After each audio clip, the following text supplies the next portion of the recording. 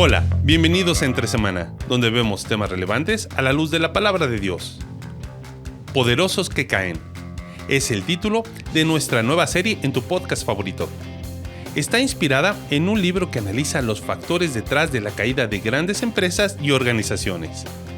Lejos de ser una serie sobre el mundo empresarial, las lecciones extraídas de este libro, más otras lecciones de autores como Tom Rainer, da lugar a profundas conversaciones sobre la iglesia local y cómo permanecer en el tiempo de manera fiel y efectiva.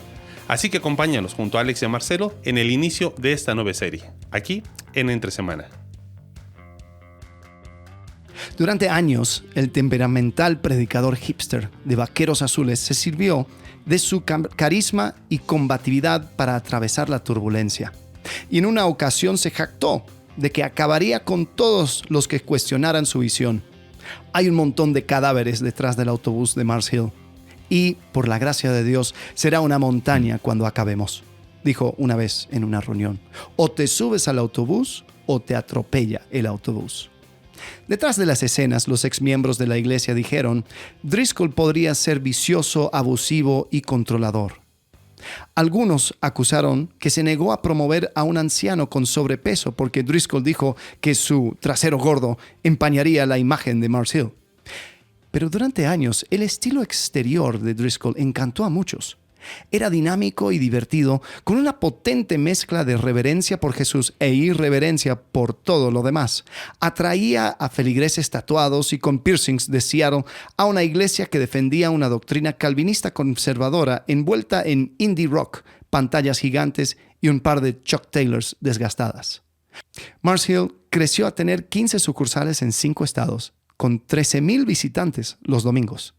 Driscoll apareció en Nightline, predicó en el estadio de los Seahawks, hizo el primer lanzamiento en un partido de los Mariners y fundó una red de líderes evangélicos que fundaron cientos de otras iglesias. Eso es del Seattle Times, un artículo llamado ¿cómo se llama? El auge y caída. The Rise and Fall. Sí, The Rise and Fall. El auge y caída de Mars Hill. Después se hizo un podcast en Christianity Today. Sí, muy nombrado, donde va a través de toda esta escena. Pero Mike artículo, Cosper es el que hizo el de Christianity Today. Ese es mortal. Sí. Lo recomendamos. Ojo, esto no es una serie de Mars Hill, pero estamos usando esto como ejemplo porque el relato que leíste es de un periódico no cristiano, ¿correcto? Correcto. En Seattle, que fue la ciudad donde empezó esta iglesia famosa de Mars Hill. Uh-huh. Sí, entonces lo estamos usando porque queremos empezar una serie acerca de otro libro de liderazgo. Ya estamos siendo más podcast de liderazgo. Claro. Jim Collins ha sido muy nombrado en círculos de iglesia. No sé si él es cristiano. No estoy seguro. Una búsqueda rápida. A ver qué dice.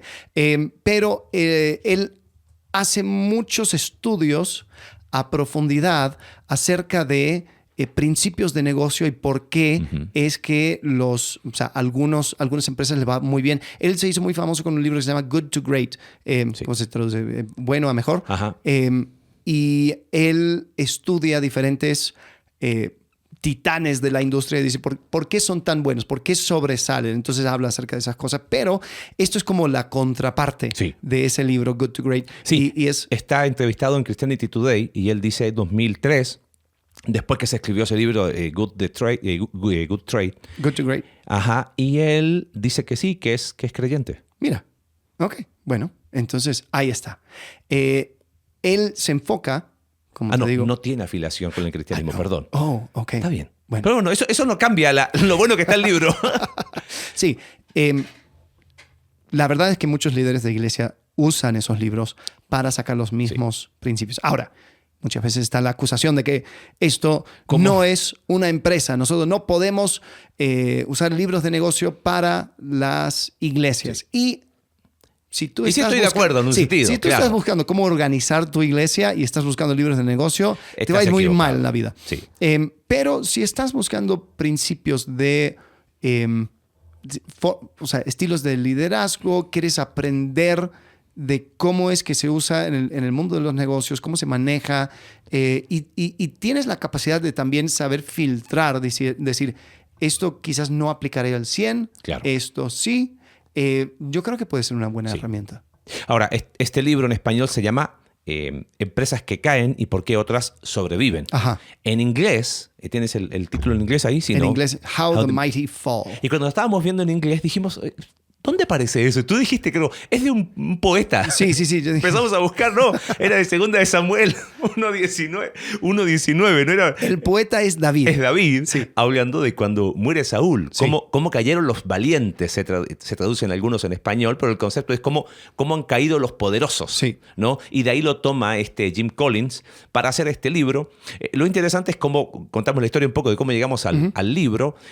Venía dentro de unas lecturas obligatorias en uno de los cursos que tomé del programa que estoy llevando y me llamó la atención. Tenía que elegir eran varios libros, tenía que elegir como 10 y me llamó la atención el título. Dije, Empresas que caen. Dije, este va a estar interesante. Lo que me llamó la atención fue que el libro en sí de qué trata, ¿no? Como para ponerlo así en palabras muy, muy sencillas. Este hombre estudió distintas organizaciones y empresas que en algún momento fueron exitosas y colapsaron. O fueron declinando hasta desaparecer. Lo interesante es que analizó 60 empresas aproximadamente y que si se colocaran linealmente los años que existieron esas empresas, son casi 6.000 años. Entonces dicen, es un estudio lineal muy significativo. ¿Cómo que 6.000 años? O sea, qué sé yo, la empresa que él estudió duró 40 años. Ahí tengo 40. Como estudió 60 empresas, entonces lo que duraron de esas empresas al estudiarlas y las pones una tras otra, es el equivalente a 6.000 años. Ya. Entonces dice, es información, esto es oro.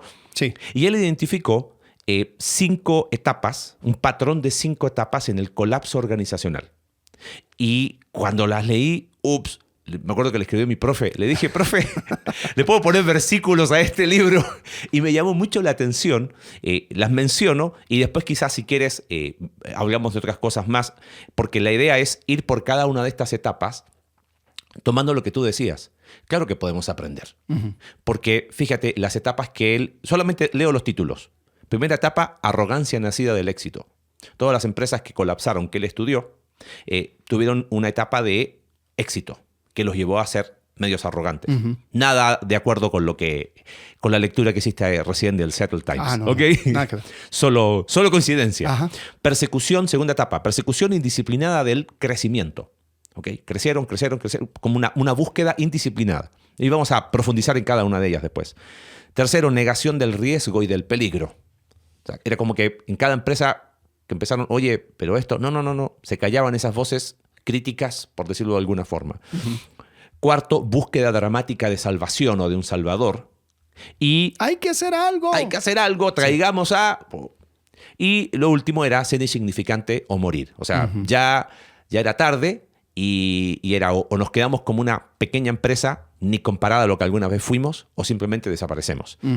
Y muy loco, la verdad. Y escuchando recién el relato que leíste de Mars Hill, creo que resume lo que pasó. O sea, si estás familiarizado con lo que pasó con Mark Driscoll y Mars Hill, creo que las etapas son muy claras, ¿no? Sí. Y por eso queremos indagar y rascar un poquito, decir, aquí creo que hay algo para hablar. Hay otro libro, ahora sí del mundo cristiano, como para equilibrar un poquito la balanza, ¿no? Para no sentirnos tan paganos. Sí, correcto. Sí, este libro se llama Autopsia de una iglesia... Muerta, sí. Autopsia de una iglesia muerta por Tom S. Rainer. Tom Rainer, ¿cuál es su trasfondo? Él ha escrito Bautista. Ha escrito varios libros. Él escribió Iglesia Simple. Ese es el más conocido. Sí. Y ha sido consultor para la Convención Bautista del Sur. Hay otro libro que a nosotros nos encantó. El de los bienvenidos. ¿Cómo es en inglés? Ya me voy a acordar. Pero el de cómo ser buen anfitrión. Correcto. Sí.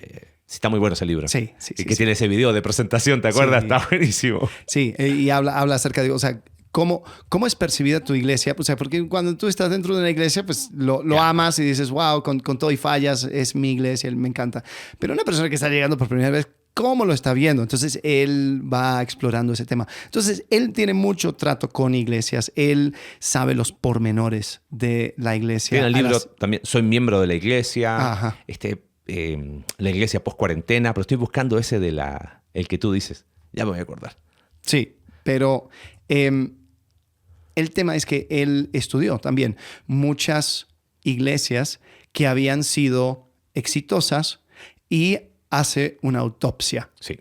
O sea, las iglesias ya cerraron, entonces por eso le llama autopsia de una iglesia muerta. Uh-huh. Y es similar en su, digamos, approach de... como la de Jim Collins, solo que esto es del mundo de iglesia. Y es interesante, hay algunos puntos donde se solapa, él se enfoca mucho más como que en ese periodo de declive. Uh-huh. Entonces vamos a estar hablando también acerca de su libro y las conclusiones al cual él llega. Si quieres compartir alguna, estaría interesante, porque hay cosas que son similares y que hicimos ahí un ejercicio de comparar. Y una de las cosas, y quizás antes de ir a eso, es loco que Collins comparte en la introducción de su libro la conclusión. Y él dice, la conclusión del autor es esta: uh-huh. El declive de Collins, el declive de una empresa se puede detectar, se puede evitar y se puede revertir.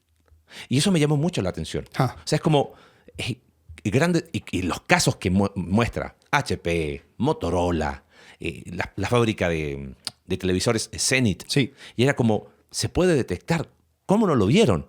Y era como cuando estaba leyendo el libro, bueno, tú también lo leíste, y era como, ¿cómo no vieron esto? O sea, ¿en qué momento se enceguecieron y terminaron colapsando? Y bueno, creo que en el relato que tú hiciste recién es duro, pero lo que decía, hay un montón de cadáveres en el autobús de Mars Hill, ¿no? Y, o sea, eso es fuerte. Sí. Y eso de o te subes o te atropellamos. Uf. Bueno, eso es un cierto tipo de arrogancia. Sí, claro. En algún momento Driscoll dice, yo soy la marca. Yo soy Mars Hill. Y es como que, no, a lo mejor tú tuviste algo clave para hacer, pero la gente no te sigue a ti. Están siguiendo una visión y por ser fiel a esos principios, a lo mejor eso fue el éxito, pero te olvidaste rápidamente de ese éxito. A ver, quiero ser abogado del diablo aquí, ¿ok? Alex, Marcelo, no me interesan sus libros de, ¿cómo se llama? Seculares de liderazgo, ¿ok? La iglesia del Señor tiene una promesa: las puertas del Hades no prevalecerán contra ella. La iglesia ha estado por 2000 años, así que digan lo que digan, esto, hasta que Él retorne, la iglesia va a seguir. Sí. He escuchado esto como una especie de respuesta ante la evidencia de, oye, aprendamos de otros porque, ¿no? ¿Qué dirías al respecto?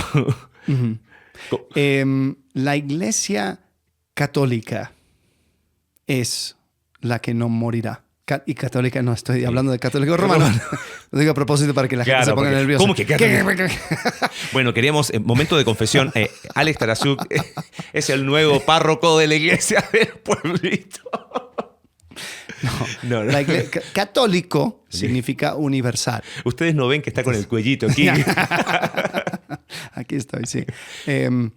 La iglesia universal es la que va a prevalecer. Uh-huh. La iglesia, no hay ninguna garantía de la iglesia local. Es más, la Biblia no da garantías para la iglesia local. Hay 7 cartas al Apocalipsis a 7 iglesias locales. Dice, si no cambias tu forma, quitaré tu lámpara. Éfeso. La Odisea. Capítulo 2, la Odisea. Etcétera, etcétera. Tienes nombre de que vives y estás muerto. O sea, qué loco. Porque, a ver, muchos toman Mateo 16... que es las puertas del Hades no prevalecerán contra ella, y es como que la iglesia se está cayendo a pedazos en el edificio, en el templo, a pedazos en el edificio, y la iglesia, personas, o sea, hay 3 personas, pero se levanta la Biblia y no se preocupen, hermanos, las puertas del Hades no prevalecerán contra ella. Y creo que es súper importante lo que acabas de decir, considerar ambos. No la iglesia universal, la iglesia católica, la iglesia mística, la iglesia que trasciende fronteras, el pueblo de Dios en cualquier época, en cualquier lugar. esa prevalece, esa permanece. Y la historia nos muestra que llevamos 2000 años de iglesia y aún la iglesia sigue viva por la gracia de Dios, ¿no? Pero no hay ninguna promesa para una iglesia local. No. Iríamos más lejos, no hay ninguna iglesia local que dure 2000 años. O sea, si fuese así, no sé si hay alguna iglesia que esté desde el tiempo del apóstol Pablo. No creo. No creo. Una en Jerusalén, Sí. a lo mejor Siria, qué sé yo. Habrá alguna iglesia por ahí que tenga cientos, pero no hay, es correcto.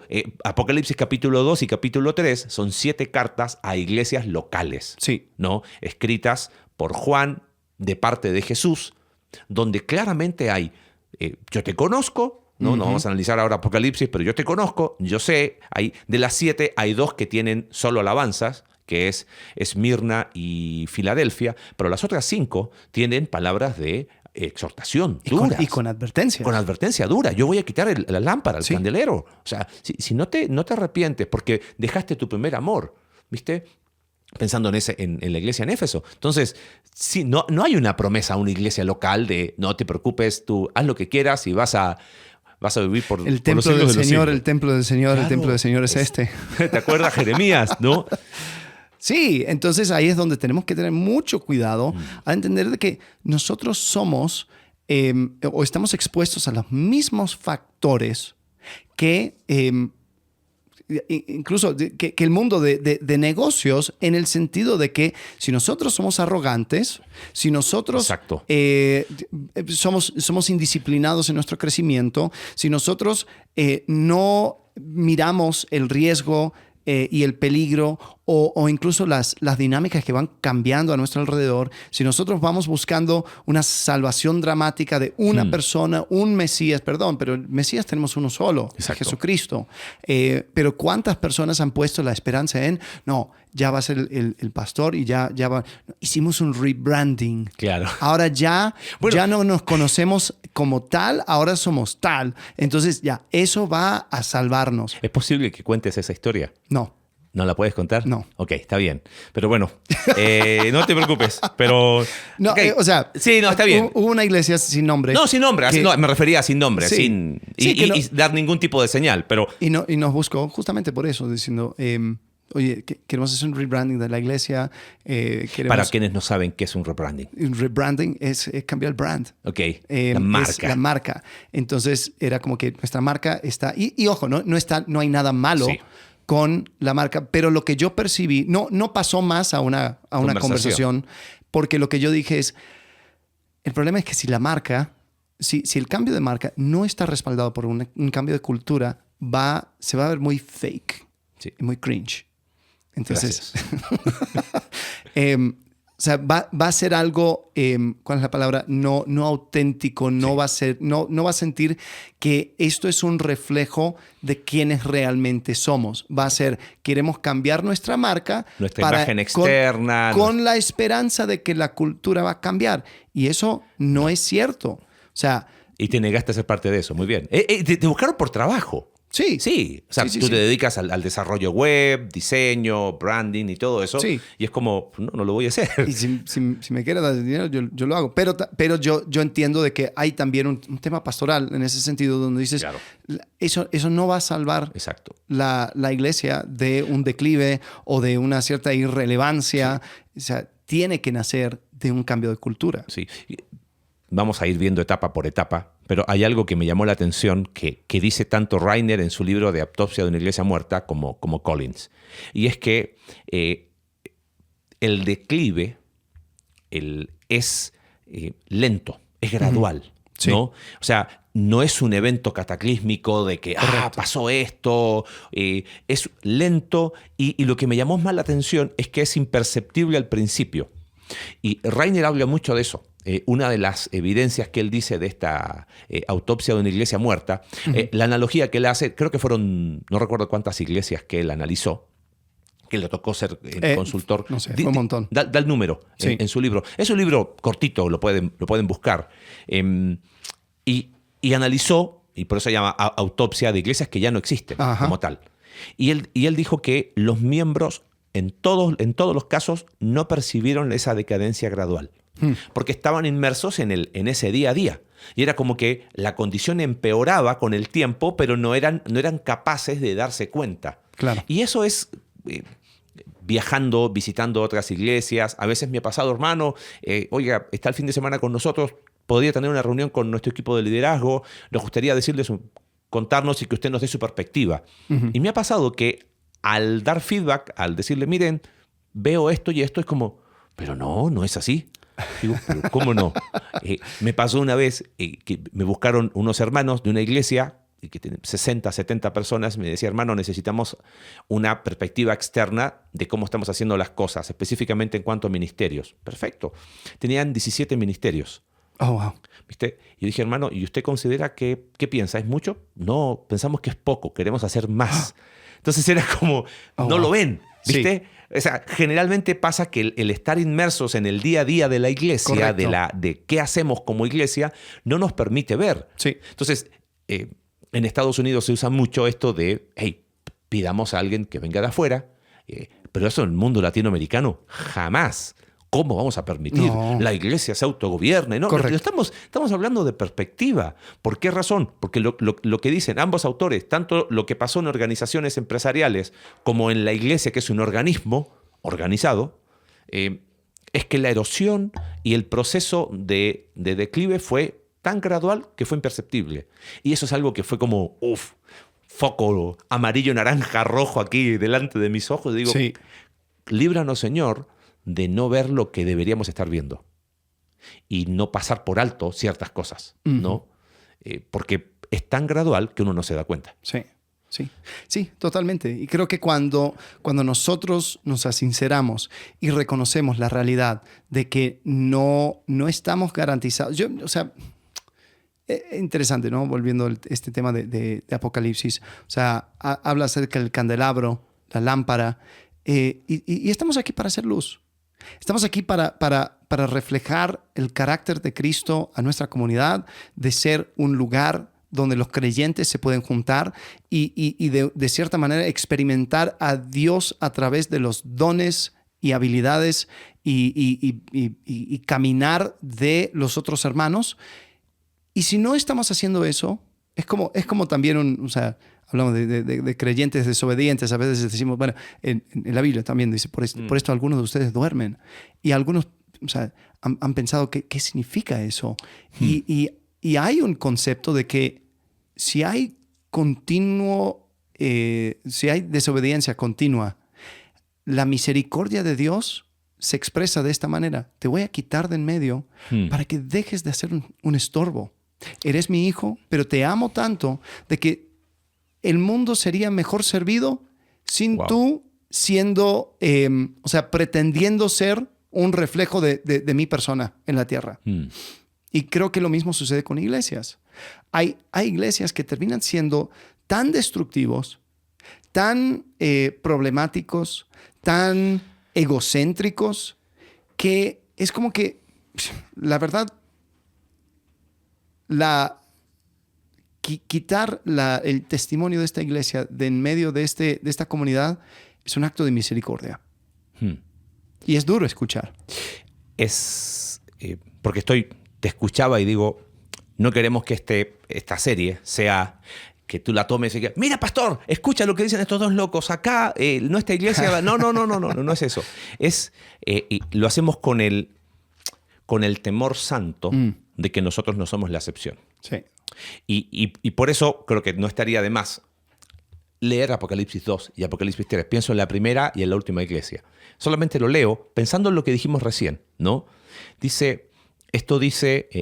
Escribe el ángel de la iglesia de Éfeso, esto dice el que tiene las 7 estrellas en su mano derecha y se pasea en medio de los 7 candelabros de oro. Conozco tus obras, tu duro trabajo, tu perseverancia. No puedes soportar a los malvados. Has puesto a prueba a los que dicen ser apóstoles, pero no lo son. Y has descubierto que son falsos. Has perseverado y sufrido por mi nombre sin desanimarte. Sin embargo, tengo en tu contra que has abandonado tu primer amor. Recuerda de dónde has caído, arrepiéntete y vuelve a practicar las obras que hacías al principio. Si no te arrepientes, iré y quitaré de su lugar tu candelabro. O sea, es como, es contundente, ¿viste? Le dice, está todo esto bien, pero... Capítulo 3, la iglesia de la Odisea. Y esto es muy, muy locos, pensando un poco en las etapas que decíamos, en lo que leíste recién de Mars Hill, que es como, claro, después de la batalla todos somos generales, ¿no? Sí, yo siempre vi que Driscoll era un pedante y todo, pero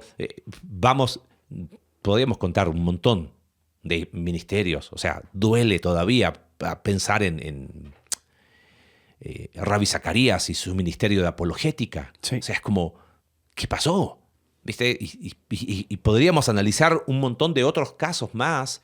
El ministerio que tenía James McDonald de Harvest. Y es como... Hillsong. O sea, no, claro, nunca. Sí, pero en tu iglesia nunca me gustó Hillsong. Pero cantaba todas las canciones de Hillsong igual. Sí. ¿Viste? Entonces, y hasta predicabas para que... Entonces, no te gustaba, pero predicabas igual. Entonces, tenemos que ser más sensibles y más humildes de que Jesús ya lo dijo. Fíjate, Apocalipsis, conozco tus obras, sé que no eres ni frío ni caliente, ojalá fueras lo uno o lo otro. Por tanto, como no eres ni frío ni caliente, sino tibio, te vomitaré de mi boca. Pero mira, dices, soy rico, me he enriquecido, no me hace falta nada. Y no te das cuenta, ahí está lo imperceptible de la erosión, del declive. No te das cuenta. Lo que decía Collins, el declive se puede prevenir, se puede evitar. O sea, tú lo ves, pero deberías poder verlo, pero no lo ves, claro, porque no te das cuenta cuán infeliz y miserable eres pobre, eres ciego y andas desnudo. Y la respuesta no son cambios externos, como en la historia que contabas recién. La respuesta Jesús dice, te aconsejo que de mí compres. Esa expresión en griego, cuando uno quiere hacer un énfasis, coloca la primera palabra cambia el desorden, cambia el orden gramatical para hacer énfasis. Que de mí compres lo mío, o sea, que vengas a mí, para que de mí compres. O sea, el énfasis está, la fuente de mí compres oro refinado por el fuego, para que te hagas rico, ropas blancas para que te vistas y cubras tu vergonzosa desnudez, además colirio para que te lo pongas en los ojos y recobres la vista. Yo reprendo y disciplino a todos los que amo. Por lo tanto, sé fervoroso y arrepiéntete. Mira que estoy a la puerta y llamo, y el versículo que conocemos de capítulo 3, versículo 20. Que usan para evangelismo. Para evangelismo, pero fíjate que todo lo que hacemos, simplemente una lectura nos da un contexto totalmente distinto. Sí. ¿No? Sí, y creo que en ese sentido, creo que estas 5 etapas que vamos a ir viendo, hay un tema que justamente viene de esa carta. ¿Cuál es la sugerencia? Haz las primeras cosas. Sí. Y creo que en cada una de estas cosas acuérdate sobre qué estás fundamentado. Y en todas estas empresas incluso, una de las cosas que siempre se olvidaron era sobre qué estaban fundamentados. Entonces viene la arrogancia y piensan de que pueden hacer cosas, que pueden manejar las cosas de cierta forma, piensan que son imprescindibles. Entonces dicen, yo puedo, me acuerdo, vamos a hablar después acerca del caso de Motorola, era increíble, ellos estaban lanzando una nueva tecnología y ellos, o sea, como que los proveedores, cuando Motorola dice, van a usar esto y van a usarlo porque nosotros decimos que así se tiene que usar, y ellos dijeron, bueno, pero no nos parece. Y ellos dijeron, bueno, pero nosotros somos los más importantes, somos los más grandes, entonces si ustedes quieren estar con nosotros, así lo vas a hacer. Y terminaron dándose cuenta de que no eran tan imprescindibles como pensaron. Entonces esa arrogancia y esa manera de pensar, como tú dices, o sea, le pones un par de versículos y aplica perfectamente a la iglesia, porque es humano. O sea, tanto las corporaciones... A ver, voy a hacer un puente interesante. Hágalo. Iglesia es asamblea, ¿no? Eclesia. Corporación es también un cierto tipo de asamblea. Es un conjunto de personas. Entonces, de cierta forma, estamos hablando de las acciones colectivas de personas cuando se juntan para lograr un propósito fin común. Correcto. Entonces, tanto iglesia como empresa tienen dinámicas humanas muy similares. Se supone que uno es guiado por el Espíritu Santo, pero... Y que responden a valores distintos. Correcto, pero una iglesia que es 100% guiada por el Espíritu Santo no actúa como en estos casos. O sea, claro. es decir, bueno, Collins lo dice al comienzo de su libro. Dice que el comienzo de Ana Karenina dice, todas las familias felices son iguales, pero todas las familias infelices son infelices de una manera particular, ¿no? Algo así. Sí, algo así lo dice. Yo lo diría así. Todas las iglesias saludables son iguales, porque todos responden a la guía del Espíritu Santo. Pero todas las iglesias insalubres o fracasadas o infelices se parecen más a empresas porque están respondiendo a dinámicas humanas. Exacto. Entonces, ya dejaste a un lado el Espíritu Santo, no esperes el éxito. O sea, abandonaste el Espíritu Santo, vas a parecerte a todas las otras corporaciones. A todas las otras organizaciones que existieron antes que tú y que se manejaron con acciones, como dijiste, humanas, como el Espíritu Santo ya se fue de aquí. Sí, tu dinámica va a ser totalmente humana. Exacto. Entonces, no te sorprendas que se vea exactamente igual a una empresa que cae. Exacto. Y bueno, ese es un poquito el camino que queremos invitarles en estos próximos 5 episodios. Vamos a ir analizando en profundidad cada etapa. Le fuimos colocando versículos algunas. Pero sí, fue muy loco, amigo. Y creo que te lo compartí apenas terminé esa clase. Te dije, amigo, este libro está profético. Y lo tuvimos ahí en como casi 2 años en espera. Dijimos, creo que es un buen momento. Y lo hacemos desde un corazón